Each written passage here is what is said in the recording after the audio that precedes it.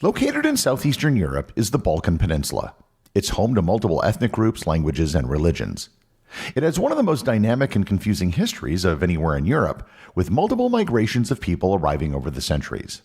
Not surprisingly, it's also been the source of many conflicts, some of which are still ongoing today. Learn more about the Balkans, its history, and what it consists of on this episode of Everything Everywhere Daily.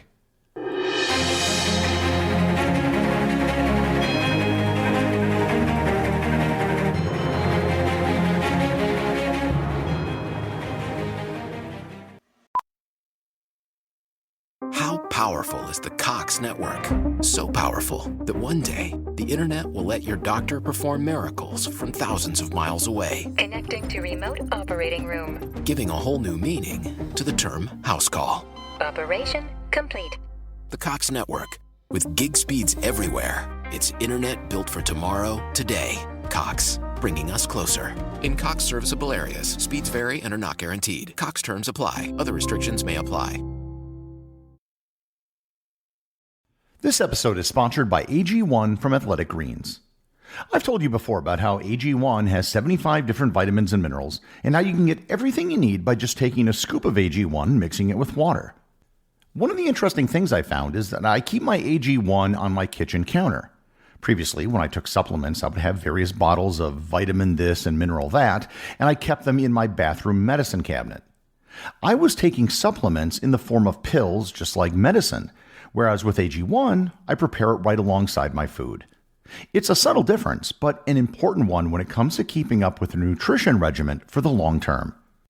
If you're looking for a simpler and cost-effective supplement routine, Athletic Greens is giving you a free 1-year supply of vitamin D and 5 free travel packs with your first purchase.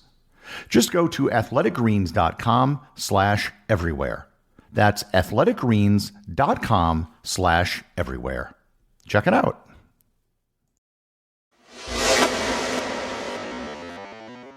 The Balkans are a very confusing part of the world.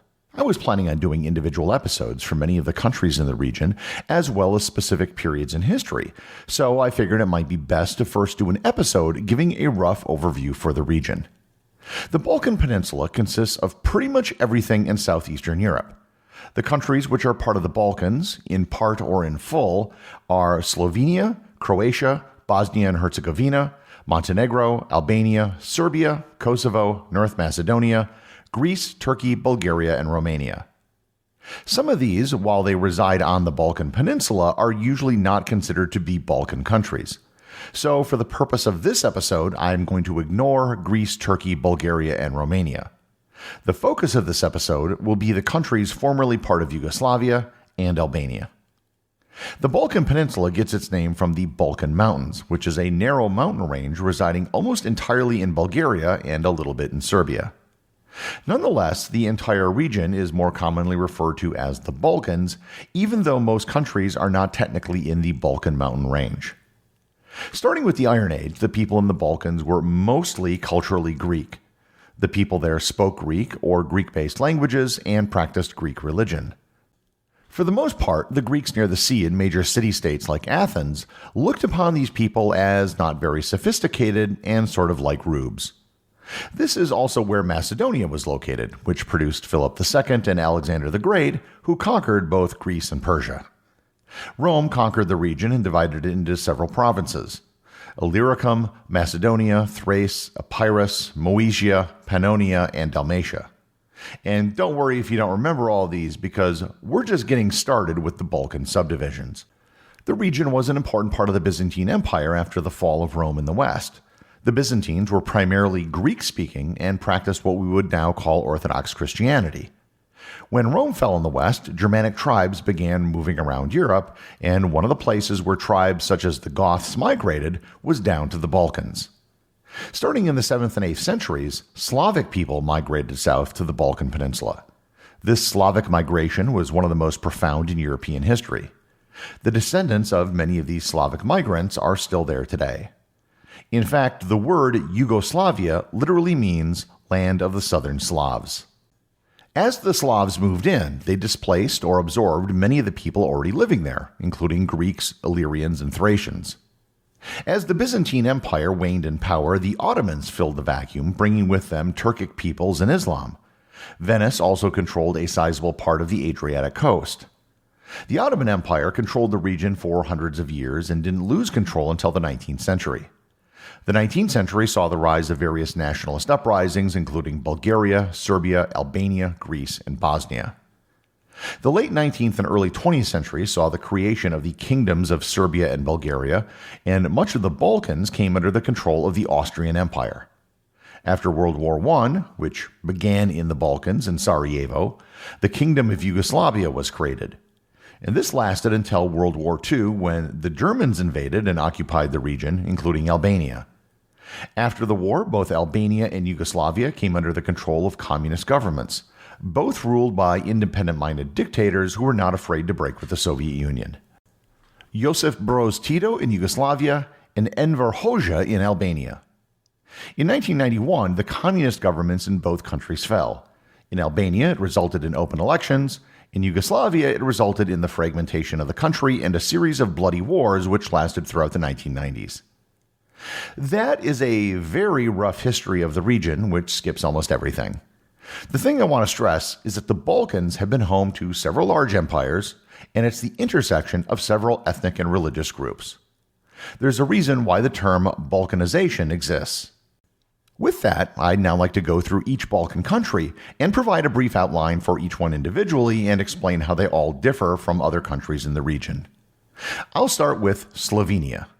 Slovenia is the westernmost of the countries in the Balkans, both geographically and culturally. It only suffered from a 10-day war after declaring independence in 1991. Only 63 people were killed in the conflict, 19 of which were Slovenian. Slovenia borders Austria and Italy, and it is a predominantly Catholic country with the strongest ties to Western Europe. It was the first of the former Yugoslavian countries to join the European Union and NATO. The Slovenian language is a Slavic language, but it isn't considered to be mutually intelligible with Serbian or Croatian. Slovenia has the highest living standard of any Balkan country, and its capital, Ljubljana, is one of the smallest in Europe. Bordering Slovenia is Croatia. Croatia, like Slovenia, is a predominantly Catholic and Slavic country. It has a crescent shape with an interior lobe and a coastal lobe. The Adriatic coast of Croatia is known as the Dalmatian coast and gets its name from the ancient Roman province. The official language of the country is Croatian, but more on that in a bit because it's actually a bit confusing. Croatia has the second highest standard of living of any Balkan country and was the second to join the EU in 2013. The Croatian War of Independence lasted from 1991 to 1995 and resulted in the deaths of over 15,000 Croats. Just southeast of Croatia along the Adriatic coast is Montenegro. Montenegro is the smallest of the countries which were part of Yugoslavia. Unlike other Balkan countries, Montenegro had a more circuitous route to independence. In 1992, they were part of the Federal Republic of Yugoslavia, which was the short-lived successor state to the Socialist Federal Republic of Yugoslavia, which then changed its name in 2003 to just Serbia and Montenegro. In 2006, Montenegro voted in a referendum to secede from Serbia, becoming an independent country. Unlike Slovenia and Croatia, Montenegro is primarily an Orthodox country. Also, unlike the previous two countries, the system of writing is mostly in Cyrillic, not Latin characters. Montenegro is small enough that you could set up camp in any city and still be able to explore the whole country. That is exactly what I did when I stayed in Herceg-Novi, which is located in the northwestern part of the Bay of Kotor. Believe it or not, Montenegro is home to the largest vineyard in Europe. Montenegro is a part of NATO, but is not a member of the European Union. Further down the coast from Montenegro is Albania. Albania is a completely different kettle of fish from the rest of the Balkans. For starters, the Albanian language isn't really closely related to any other existing language. It's not Slavic, and Albanians are not a Slavic people. They are their own thing. Enver Hoxha, the communist leader of Albania from 1944 to 1985, was a very different type of communist leader. He broke away from the Soviet sphere of influence and chartered an independent communist path. He was, however, still incredibly paranoid and created a series of cement bunkers around the country to protect them in the event of an invasion. Albania is mostly a Muslim country, however, it's extremely secular. There are ethnic Albanians located in many neighboring countries, although by far most are in the neighboring country of Kosovo. Kosovo had a unique path towards independence. Unlike Montenegro, which split from Serbia via referendum, Kosovo fought a war for independence in 1998 and 1999, and then unilaterally declared independence in 2008. Kosovo is predominantly ethnic Albanians who speak Albanian, although there are some pockets of ethnic Serbians in small border villages. Kosovo is recognized as an independent state by over 100 countries. However, it's still not a member of the United Nations. Serbia still recognizes Kosovo as being part of Serbia, and Kosovo's ascension to the UN is blocked by Russia on Serbia's behalf. Many important Serbian historical and religious sites are located inside Kosovo, which is still a point of contention. One monastery I visited in Kosovo was protected almost like a military fortress. Southeast of Kosovo is North Macedonia. As I explained in a previous episode, North Macedonia had a naming dispute with Greece, which culturally claims the name Macedonia, which is one of its provinces. Macedonians, linguistically, are basically Bulgarians who just happen to have lived on a parcel of land that became part of Yugoslavia in the early 20th century, instead of Bulgaria. The Macedonian and Bulgarian languages are considered to be mutually intelligible. North Macedonia, for the most part, was spared the wars which afflicted the rest of the Balkans after the dissolution of Yugoslavia. However, the Kosovo War did affect North Macedonia profoundly.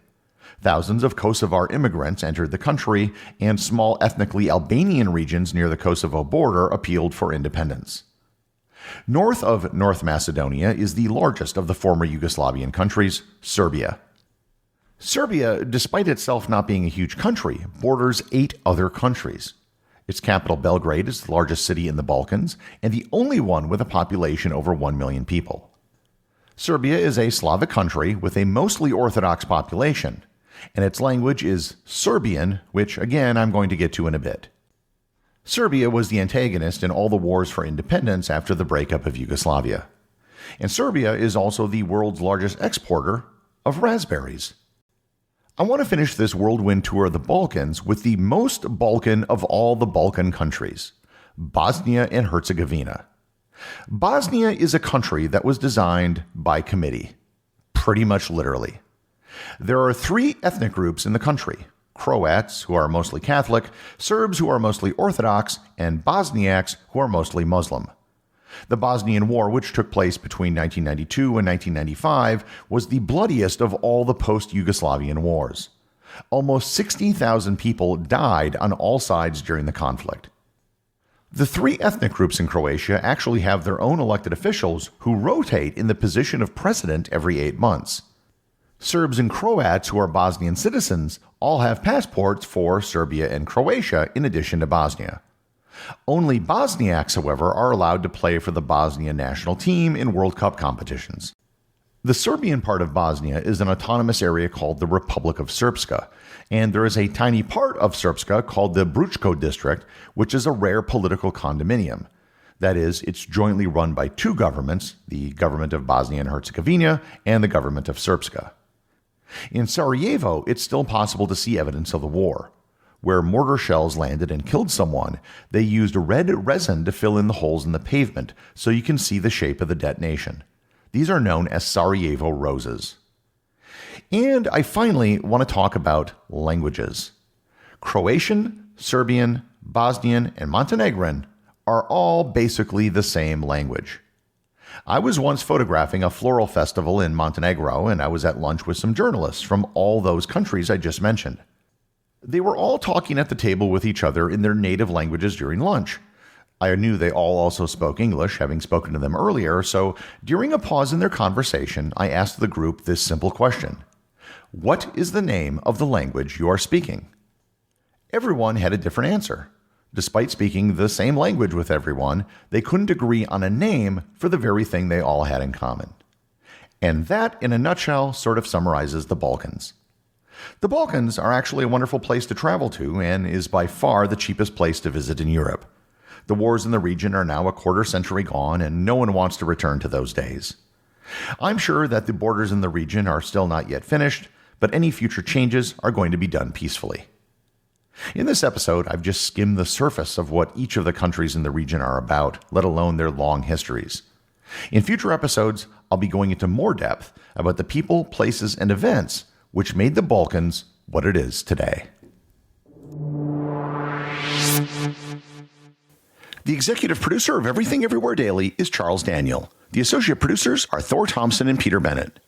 I just want to thank everyone, including the show's producers, who support the show over on Patreon. If you'd like to support the show, just head over to patreon.com, which is currently the only place where you can get show merchandise. Also, if you want to talk to other listeners about the show, head over to our Facebook group or Discord server, both of which have links in the show notes.